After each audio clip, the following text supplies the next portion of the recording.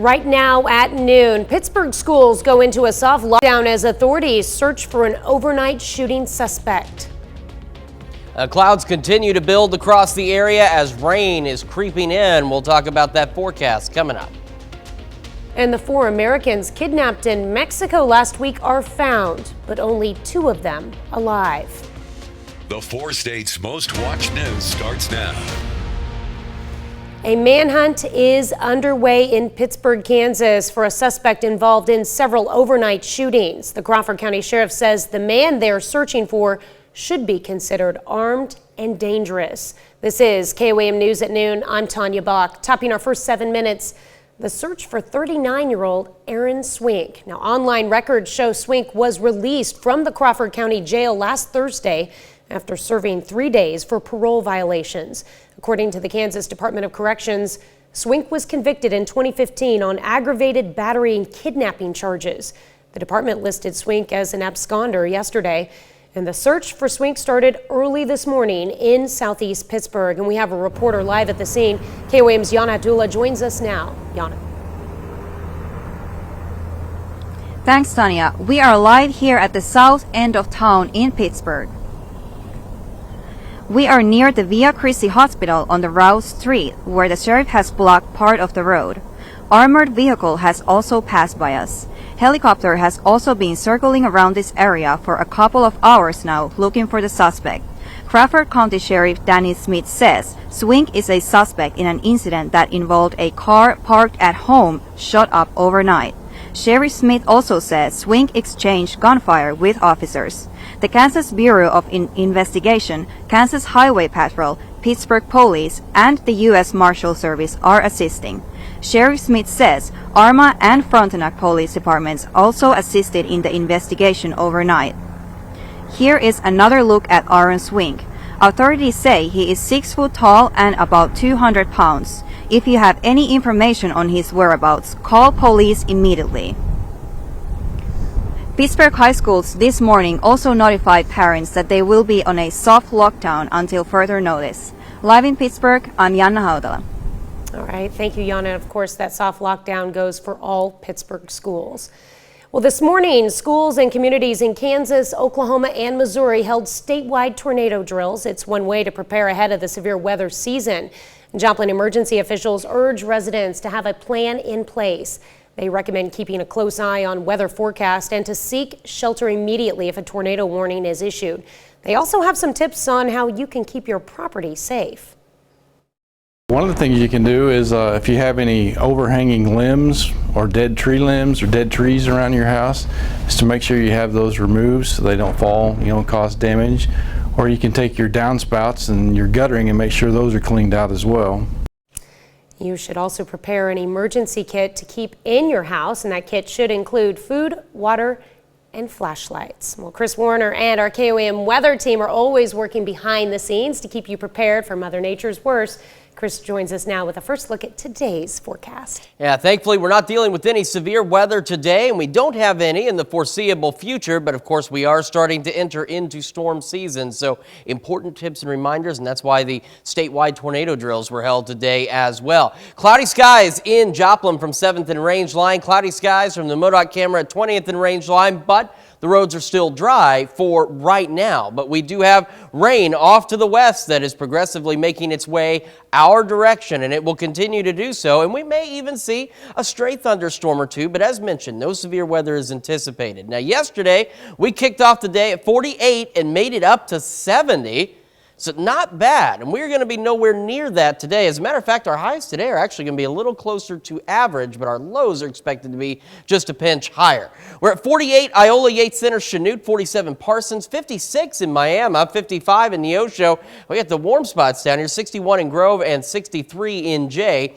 Here's a look at what we are keeping an eye on. The clouds, of course, continue to increase through the day with that rain on its way. There may be a rumble of thunder or two out there, but again, no severe weather is expected, and we will remain much cooler as we head through the end of the week. So now, especially as we enter severe weather season, is the time to scan that QR code or go to your favorite app store and download the KOAM Skywatch weather app. That way you're never out of touch with the local weather. We'll have more on our forecast and those cool temperatures here in just a few more minutes. Tanya? All right, thanks, Chris. Today, Oklahoma voters decide on the possession and growing of recreational marijuana in the state. The measure would allow anyone aged 21 and over to purchase and possess up to 1 ounce of marijuana, including concentrates and marijuana-infused products. People would legally be allowed to grow up to 12 marijuana plants. It would also open sales to out-of-state residents. The state already signed off on a medical marijuana program in 2018.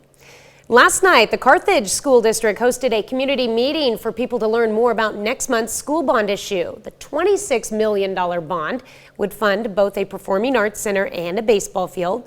If approved, it continues the current tax rate through the year 2040. Great. It would just be great to have both of these places on campus. Right now, the baseball stadium, the Rock, it recently was condemned, so our boys don't have a place to play right now. For them to be on campus, they would no longer have to travel across town to get to their stadium to practice. For us on the performing arts side, to have a facility right on campus, we could get so many more kids involved in the performing arts, whether that be band, theater, drama, choir, whatever it might be.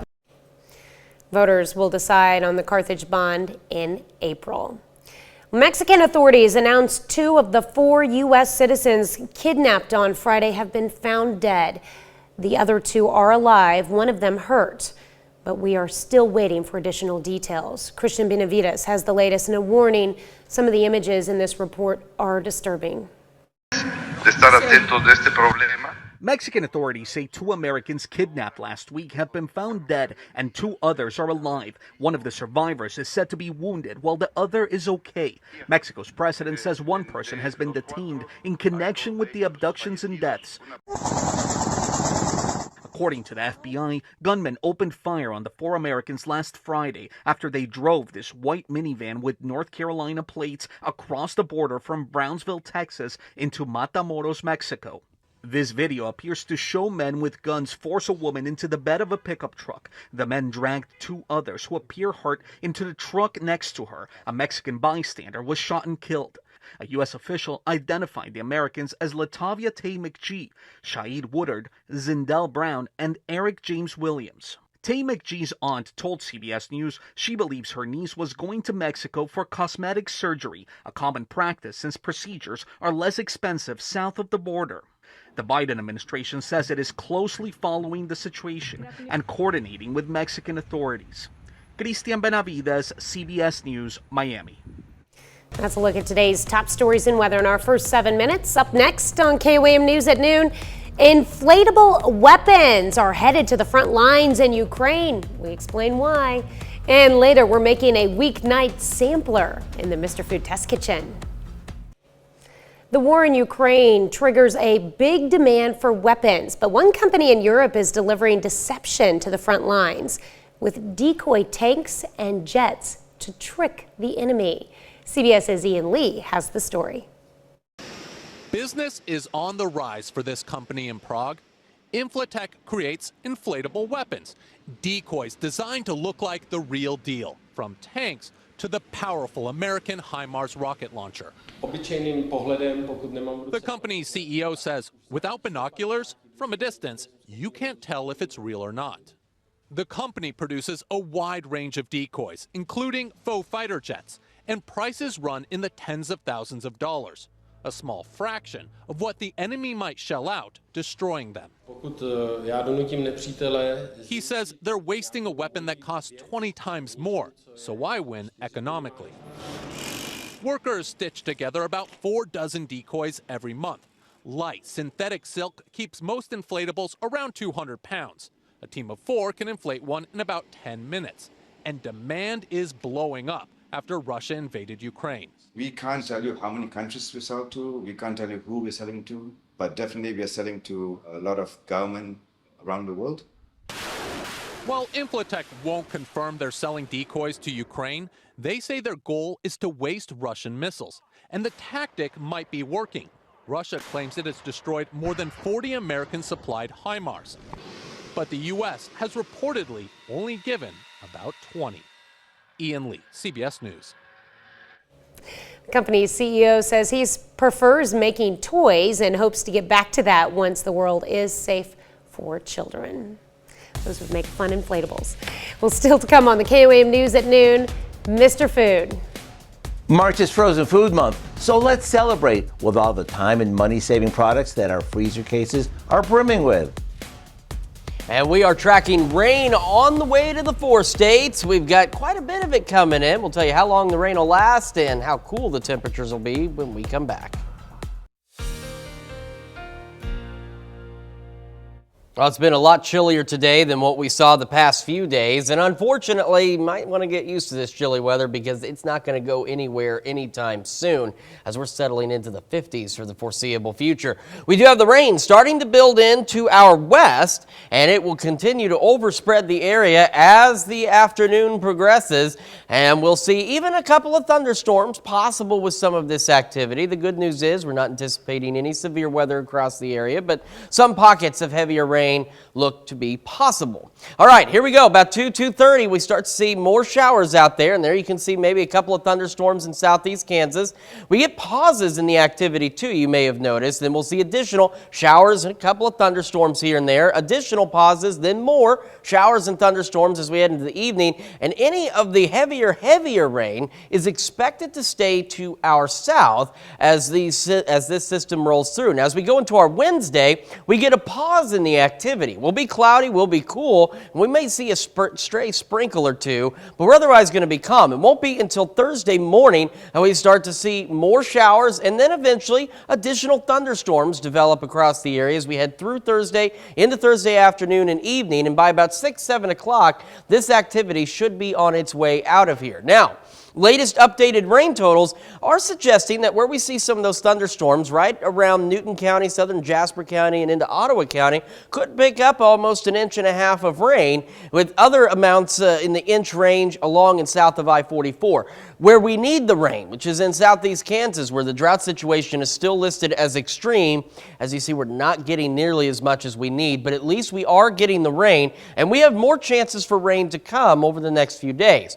Cloudy skies, 7th in range line, and we are cloudy at 20th in range line on the MoDOT camera there. But as you see, at least right now, those roads are dry, but that'll be changing in the next couple of hours. 52 in Joplin with an east breeze at 10 miles an hour. And as we take a look at temperatures across the region, we got some chilly spots. Yates Center, Iola, Chanute 48, 46 Neodesha, Independence, 56 in Miami, 61 in Grove, 55 Neosho, 53 in Carthage, and we're sitting into the upper 40s in Lamar and Nevada. And as we go through the rest of the day, as you saw, we do have a smattering of temperatures, so some of us are going to warm into the lower 50s. Some of us may even warm into the lower 60s, but on average, we're hitting the mid to upper 50s. We'll start to see the showers, maybe some thunderstorms, and then the winds are expected to pick back up a little bit this evening, gusting in that 20 to 25 mile an hour range as we head into the overnight hours. And we'll continue to see some stray showers, stray thunderstorm activity, and overnight we'll drop back to 46, and we'll start to see this activity wrap up after about midnight or so until the next round comes in. So this is it, moving on through. Now as we again go through Wednesday, we get that pause, and then we'll see the additional development on Thursday, and then that'll roll on out of here, and we'll be left dry and cool. Let's take a look at that 7-day forecast. Here's what we're talking about with the cool. Look at this, 50s all the way through Saturday, and then upper 40s by Sunday. And of course, we want to remind you to spring forward on Sunday. We got the rain again on Thursday, and we got rain chances possible Sunday morning, and then we'll get back into the 50s to kick off the next work week. And then we have additional rain chances as we head into next Thursday evening. And as you see, our temperatures don't break out of the 50s for the next several days, and our overnight lows start to get a little chilly too. So get used to the cooler weather. It's going to stick around for a little while. I know when the time change happens in the spring, it's usually a signal for like warmer temperatures, spring's gonna be coming and stuff, but man, I hate losing that hour. I hate losing that hour too, which is why I don't like reminding you to do it, but I need to remind you so you don't forget, because then you'll be, late for church. Exactly. Or extremely early. And you don't, right, exactly. All right, thanks, Chris. Well, stick around. We're making a weeknight sampler after the break. Can't decide what to serve for dinner? How about a sampler from the frozen aisle at your grocery store? Howard puts together his weeknight sampler in the Mr. Food Test Kitchen. If you haven't had a chance to leisurely walk down the frozen food aisle, rather than just quickly grabbing what you need, you're really missing out. And with March being Frozen Food Month, there's no better time to not only check out all the new and innovative items, but to stock up since many of them are on sale this month. There are heat and eat breakfast favorites, which are a lot more trendy these days than ever. And for those of us who love international classics, there are a world of flavor profiles that meet every palate, no matter what you're craving. Italian, Asian, Eastern European, even something south of the border. And since frozen food is simply real food, frozen, that means come dinner time, it's less work for us without sacrificing the taste. And gone are the days that frozen veggies simply came in frozen blocks. Those were a challenge to prepare. Today, we can find vegetables that are riced or spiraled to help us support our low-carb and keto lifestyles. And they taste great. There's even veggies designed to be roasted or air-fried, which makes them super convenient. So to take advantage of all these dishes, do what I recently did. Heat up an assortment of your favorites and create an easy-as-can-be buffet that everyone will love. Maybe add a few dipping sauces and dinner is ready, lickety-split. Maybe divide an individual meal onto tasting spoons and your family will be jumping for joy. And don't forget to pick up some ice cream while you're at the market, because that's the perfect complement to all of these items. I'm Howard in the Mr. Food Test Kitchen, where today we found an inspiring and time-saving way for you to say, ooh, it's so good. Well, you can find recipes that take ingredients straight from the frozen food aisle, along with a lot more good food from the Mr. Food Test Kitchen online. Just go to our website at KOAMnewsnow.com. Here's a look at our 4-state market prices.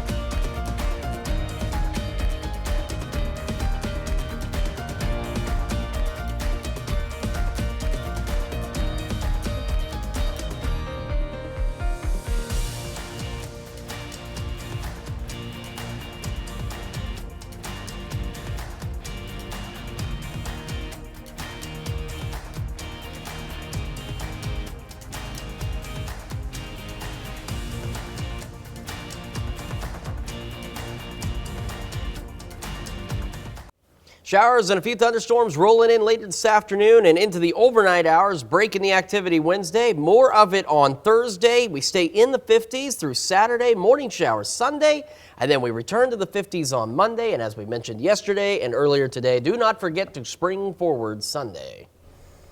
All right, looking forward to that extra hour of evening daylight, even though it'll be a short weekend. Yeah, I was going to say we get to lose an hour though to begin with. But I know, it's good things to come. What do we have coming up tonight at 5? Well, allergy season is on the way, but it doesn't have to ruin your spring. And Health Watch, what doctors say you can do right now to keep your symptoms at bay.